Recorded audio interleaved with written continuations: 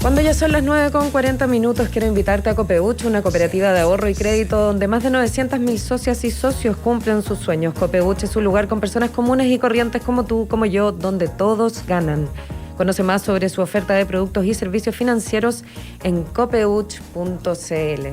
Y en el mostrador.cl, en radiolaclave.cl y en la 92.9 estás escuchando El Mostrador en La Clave en este lunes, ya 31 de mayo, despidiendo este quinto mes del año, Federico Joanón.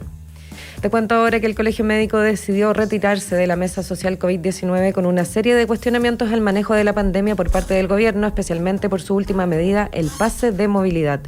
Las decisiones imprudentes tomadas en espacios sin actas ni expertos han devenido en un nuevo descontrol de la transmisión viral, criticaron en una declaración. Cabe consignar que las camas UCI disponibles llegaron a 178, esto es la cifra más baja en 40 días, y tampoco queda ninguna cama en las regiones de Aysén y Los Ríos. De esto conversamos hasta ahora con Luis Ignacio de la Torre, presidente del Colegio Médico Regional de Valparaíso. Muy buenos días, bienvenido Luis Ignacio. Hola Macarena, hola Federico, gracias por el contacto. Gracias a ti. Luis Ignacio, ¿qué significa en la práctica dejar retirarse de la mesa social COVID-19? ¿Por qué no era posible seguir en la instancia? Principalmente, a mi juicio, significa tratar de plantear de cara a la ciudadanía que la existencia de una mesa social donde participan alcaldes, donde participan rectores de las universidades católicas de la Chile, donde participan miembros de las sociedades científicas, donde participa el ministro del Interior, donde participan autoridades de gobierno y referentes técnicos, tiene como objeto poder entregar recomendaciones, y el Colegio Médico hasta la fecha ha entregado más de 100 minutas, las cuales luego, de acuerdo a la información que nosotros pudimos recopilar por parte del propio gobierno en la última semana, no son tomadas en cuenta, sino que finalmente el gobierno decide en un comité asesor que no tiene actas, que no tiene declarados sus integrantes, que no lleva registro de asistencia, ni de cuáles fueron los argumentos para decidir sobre una u otra cosa, y finalmente nosotros sentimos que pese a que planteamos la inconveniencia de medidas que pueden tener serios perjuicios para la salud de las personas, se utiliza nuestra participación en la mesa social como una forma de avalarlos. Y dado el rol que tenemos con la ciudadanía, nosotros preferimos dar un paso al costado de esta mesa y seguir entregando y aportando directamente a la ciudadanía y de forma transparente y clara los argumentos que, basados en información científica, con la mejor evidencia que disponemos, más criterios sanitarios propios de la experiencia que tenemos en el área en que nos desempeñamos, permitan cortar la cadena de contagio. En ese sentido, Luis Ignacio, quiero entender, y me imagino que el pase de movilidad tiene mucho que ver con esta decisión de marginarse, de salirse de esta mesa y empezar a tener una vocería propia de información directa hacia la ciudadanía. Es eso, ¿no? En gran medida. Podríamos decir que es la gota que rebalsa el vaso, pero en el fondo, más o menos reconstruyendo la historia, el permiso de vacaciones, la movilidad de pacientes de regiones y comunas de fase 1 a fase 2, de fase 2 a fase 3. Los viajes interregionales, digamos. Es exactamente. La apertura, por ejemplo, de restaurantes y bares, de multitiendas y mall, de cines, gimnasio y en su momento incluso el casino en fase 2. Pese a que los comités técnicos asesores y la mesa social planteara una dirección distinta, nos dejaba en un absoluto acto administrativo que se volvía bastante poco resolutivo, prácticamente una pantomima en la cual nuestros representantes estaban presentes, hacían sus planteamientos, entregaban la mejor información y finalmente después, entre cuatro paredes, de espalda a la ciudadanía, sin ningún registro y sin transparencia, finalmente lo que termina de develarse, en las propias palabras del ministro, es que el presidente y él, con una planilla, terminan tomando las determinaciones, cuando los comités técnicos asesores les recomiendan otra cosa. Finalmente esto da cuenta hasta qué punto debes participar de una comisión que, más allá de hacer un acto administrativo y dejar registro, finalmente el gobierno decide hacer caso omiso a sus recomendaciones e incluso tomar decisiones que van en la dirección opuesta. Fíjate que la mesa social, a propósito de tu pregunta, había planteado que el permiso de movilidad podía ser una buena alternativa, pero el momento epidemiológico era muy malo y no recomendaba aplicarlo. Se resuelve eso y al día siguiente el presidente informa el inicio de un permiso de movilidad, cuando nos estamos enfrentando tal vez a uno de los peores momentos de la pandemia. Entonces, ¿de qué forma puedes seguir tú participando si tu opinión es desoída y tu participación solo se usa para validar? Porque incluso se llegó a decir que nosotros estábamos de acuerdo y luego las voces fueron desmintiendo estos hechos.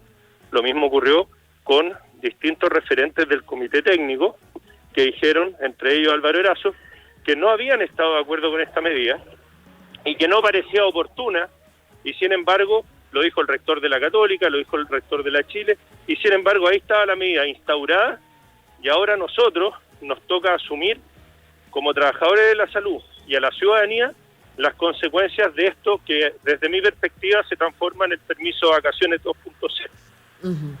Estamos conversando con Luis Ignacio de la Torre, presidente del Colegio Médico Regional de Valparaíso. Luis Ignacio, lo que tú mencionas, si uno hace un recorrido de los cambios de opinión, de las vueltas de carnero en general, de la autoridad sanitaria y de la autoridad gubernamental en general en estos temas, son largas, digamos, es un largo recorrido. Entonces, ¿qué es lo que tú dijiste que esta era la gota que rebalsó el vaso? ¿Por qué no se rebalsó el vaso antes? No sé, porque evidentemente no lo estaban considerando. Ustedes presentaban informes, hacían todo tipo de colaboraciones y otros participantes de la mesa, pero al final del día no los consideraban. ¿Por qué seguían ahí? ¿Qué se ganaba con estar ahí o no se ganaba nada? Yo creo que por nuestro profundo amor a lo que hacemos, por nuestra vinculación con los pacientes, nos cuesta mucho. Fíjate que el año pasado hubo una movilización que aglomeró a varios trabajadores de la salud por las difíciles condiciones que estaban ocurriendo para atender a los pacientes COVID. Los médicos no nos plegamos no porque no creyéramos en lo que se estaba peleando. A nosotros nos cuesta mucho dejar la atención de pacientes. Nosotros tenemos una responsabilidad, tenemos un juramento hipocrático y nos cuesta mucho tomar decisiones de esta naturaleza porque sentimos que de alguna manera, incluso siendo desoídos, podíamos aportar. El problema es que nos empezamos a dar cuenta que nuestra participación ahí tenía otro objeto, de alguna manera validar y decirle a la opinión pública que incluso en estas medidas que desoían nuestros consejos, el Colegio Médico estaba de acuerdo.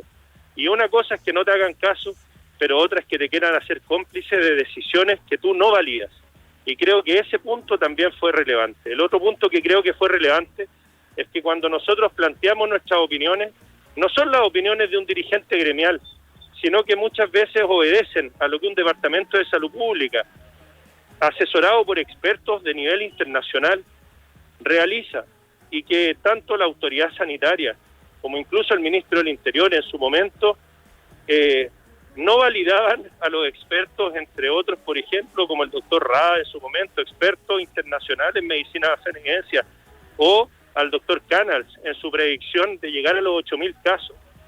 Nos pareció que en el fondo también nos estaban, por una parte, faltando el respeto en el sentido de que nosotros hemos aportado desde lo técnico, asesorándonos por las mejores personas y las más competentes que conocemos, pero también nos estaban faltando la verdad a la ciudadanía al tratar de comprometernos a nosotros en decisiones que claramente nos habíamos opuesto. 9:49, seguimos conversando con Luis Ignacio de la Torre, presidente del Colegio Médico Regional de Valparaíso. Te quiero hacer dos preguntas, una que tiene que ver con esto del pase de movilidad, que hay mucha gente que interpreta que es como, bueno, están haciendo este pase de movilidad para impulsar o incentivar la vacunación en población que no quiere vacunarse. ¿Tiene algo que ver o eso ya es como libre interpretación de las personas en conversaciones más coloquiales del día a día? Eso por una parte. Perdón, sí. Te escucho. No, ese podría ser un factor que podría ser positivo desde el punto de vista de esta medida. O sea, incentivar a la gente que no se estaría vacunando para que lo haga. Sin embargo, es muy importante insistir que las políticas de vacunación tienen un carácter solidario, porque el real efecto de una vacuna se obtiene cuando la población en su amplitud total se inmuniza, y no es un efecto individual. Entonces, cuando tú empiezas a entregar beneficios al individuo vacunado, empiezas a omitir a un conjunto de personas que no pueden vacunarse. Por ejemplo, en este caso, a las niñas y adolescentes, a las personas con inmunosupresión, a las personas con alergia. ¿Cómo los protegemos a ellos? Los protegemos a ellos principalmente a través de un esquema de vacunación que llegue a la mayor cantidad de personas, reduciendo el riesgo que otros se puedan contagiar. Dicho lo anterior, el Comité Asesor había recomendado, por ejemplo, iniciar la vacunación de las personas los fines de semana.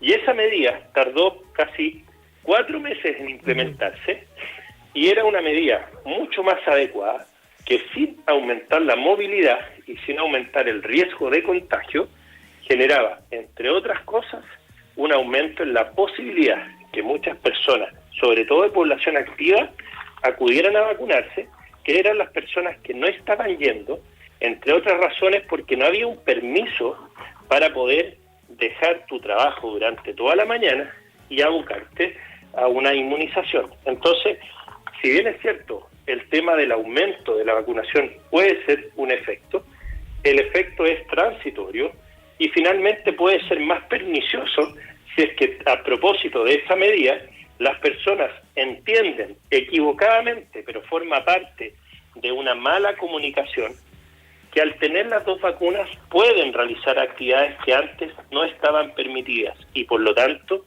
se transforma esto en una especie de falsa sensación de seguridad sobre la cual las personas creen, nuevamente, erróneamente. Esto no lo ha dicho la autoridad, pero es lo que la gente entiende, y se relaciona mucho con imágenes que vimos el fin de semana. Subía Cummings en Valparaíso, una concentración de hinchas de Santiago Wander en Valparaíso el día de ayer, largas filas y aglomeraciones, más de 100.000 vehículos ingresando a la quinta región, que sin esta medida no habrían venido, y que al venir interactúan en restaurantes y bares, en multitiendas y mall cuando estas están abiertas, y sin lugar a dudas eso genera más riesgo de contagio. Entonces, en este momento, con 7.000 a 8.000 casos diarios, lo que nosotros necesitamos hacer como país es cortar la cadena de contagio, y hay que hacerlo con velocidad, porque la carga para el sistema de salud en este momento es gigante, y porque eso determina, entre otras cosas, sufrimiento y dolor de todas las personas que tienen un ser querido que ingresa a UCI. Y porque además todavía tenemos cerca de, el 100% de los niños, niñas y adolescentes que no están vacunados, y la forma de protegerlo a ellos, recordar, niños y niñas primero, si queremos que ellos estén primero en la lista y los podamos proteger, necesitamos que haya menos contagios. Y en ese sentido, Luis Ignacio, 2 preguntas. ¿Qué consejos le recomiendas a las personas de autocuidado? ¿Hacia dónde o en qué confiamos, en qué tenemos que hacer, ¿no? Porque con estas informaciones cruzadas, de alguna manera, como ciudadanos comunes decimos, ¿qué hacemos? ¿Qué podemos hacer? ¿Cómo nos autorregulamos? Nos autocuidamos, ¿no? Como eso por una parte. Y lo otro que también se especula o se conversa de todo, que tiene que ver con que las camas hoy día ocupadas tienen que ver con población que efectivamente aún no está vacunada, que es verdad eso, que la gran mayoría todavía les falta este proceso de vacunación, y que el resto de las personas que está contagiada en este número de 7.000 o 8.000 en los últimos días tiene que ver con contagios más controlados, digamos, con menos gravedad. En el caso de los vacunados. Sí. Primero, respondamos la segunda pregunta. La vacuna que más se ha utilizado en Chile, que es la Sinovac, es una vacuna que, entre otras cosas, permite reducir el riesgo de formas graves y muertes por coronavirus. Y eso sí se está como... Eso se ha verificado en terreno y se ha visto.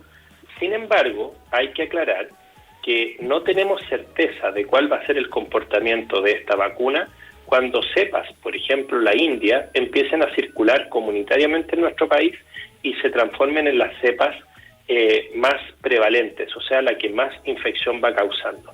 ¿Por qué no lo sabemos? Porque son cepas nuevas que no estaban presentes al momento de diseñar los estudios de la vacuna, y por lo tanto tenemos una incertidumbre en ese aspecto.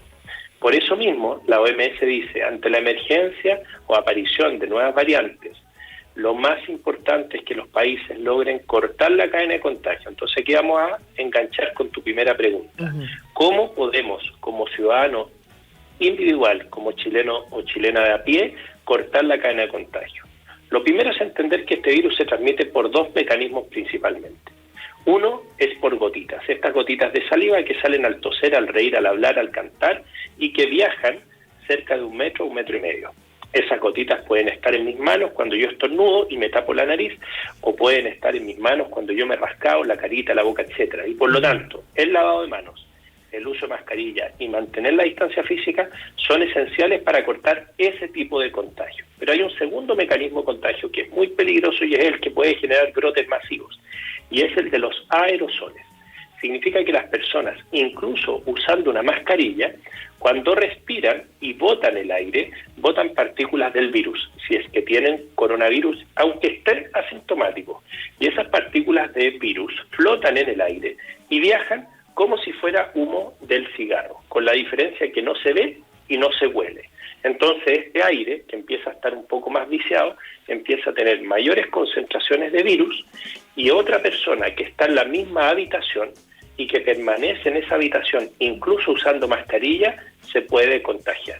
Y eso es lo que se llama el contagio aéreo o por aerosoles. Y ese contagio, por ejemplo, en un culto religioso que ocurre en un lugar cerrado, puede significar que todas las personas que asistieron, aunque hayan usado la mascarilla todo el rato, de momento que al respirar inhalan y entra aire a sus vías respiratorias, también pueden entrar partículas de virus. Pero el uso de la mascarilla baja las probabilidades, me imagino, porque si no, no tendría ningún sentido, ¿no? No en este tipo de contagio. Por lo tanto, baja las probabilidades de las gotitas. Ayuda a reducir el contagio por gotitas. Pero en aerosol, como la mascarilla tradicional, que es la de 3 pliegues, no genera un impedimento al paso de aire, porque si no tú te ahogarías, ni siquiera tú sientes una dificultad muy importante al respirar con ella.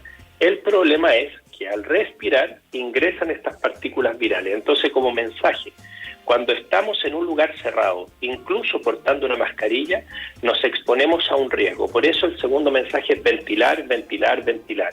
Abrir puertas y ventanas. Estar en espacios abiertos con otras personas tiene un riesgo de contagio menor a 0,1%. En cambio, estar en lugares cerrados y sobre todo cuando sobrepasas la hora, el riesgo de contagio puede estar sobre el 30%. Entonces, si una persona va a un culto religioso, si una persona va a una multitienda y está encerrado en esa multitienda que no tiene ventanas, o está en un restaurante y ese restaurante tiene una mala ventilación, lo que va a ocurrir es que todos los que están ahí respirando, recordar que en restaurantes y bares no se usa mayormente mascarilla cuando tú estás comiendo o bebiendo. Entonces el riesgo se termina multiplicando porque hablas y puedes lanzar gotitas que contagian a otros, porque respiras y vas botando estos aerosoles y las personas se pueden contagiar. ¿Para qué decir? En un vagón del metro o en una micro, que si no va bien ventilada, que es la mayoría de las veces en invierno, lamentablemente termina exponiendo a todos al riesgo de contagio. Y una persona puede contagiar una micro completa. Por lo tanto, la clave ahí, y nosotros lo hemos insistido, pero faltan campañas desde la autoridad sanitaria a nivel nacional para que la gente sepa esto y pueda ser el primer fiscalizador y el primer corrector de esta falencia y pueda dedicarse frecuentemente a ventilar los espacios. En el caso de una micro, subirse y preocuparse que las ventanas de ambos lados del vehículo estén abiertas, porque un vehículo en movimiento con ventanas abiertas, limpia, produce una corriente de aire que reduce el riesgo de contagio. Perfecto, entonces la ventilación es clave, asimismo como el continuo lavado de manos, el uso del alcohol gel, no olvidar esas medidas que podemos... Y mascarillas. Y las mascarillas, por cierto, que ayudan a mitigar el avance de este virus. Y aunque parezca descortés, pero no lo es, si ustedes invitan a alguien a la casa, cuando lo inviten traten de reunirse con él al aire libre, en una terraza. Si hace frío y ustedes creen que no se puede hacer, abran las ventanas y pongan alguna estufa. Es mejor estar abrigado con buena ventilación que estar encerrado bien calentito, porque cuando dejas de ventilar, el riesgo de contagio, especialmente con personas que vienen a tu casa desde otro lugar, tienes que considerar a toda persona con la cual interactúes que esa persona tiene el COVID. Y solamente para cerrar esta idea, nosotros como trabajadores de la salud atendemos pacientes COVID y nos contagiamos poco. ¿Cómo es posible que ocurra eso? La respuesta es muy simple, porque actuamos con el paciente como si tuviera COVID y tomamos todas las medidas de precaución para no contagiarnos. Entonces nuestra interacción se vuelve segura. Lo mismo tiene que ocurrir. Cada vez que una persona interactúa con otro, piense que tiene COVID. Y al pensar que tiene COVID, entonces ventile, lávese las manos, mantenga la distancia física y, por supuesto, use mascarilla. Muchas gracias, Luis Ignacio de la Torre, presidente del Colegio Médico Regional de Valparaíso, por esta conversación. Que tengas una muy buena mañana de lunes. Nos tenemos que despedir, ya se acaba el programa. Gracias a ustedes, Macarena y Federico, por el espacio. Gracias, buen día. Y así de rápido, ya son las 10:01, así que nos despedimos. Nos escuchamos mañana a partir de las 8 y en segundos comienza Combinación Clave con Fernando Paulsen.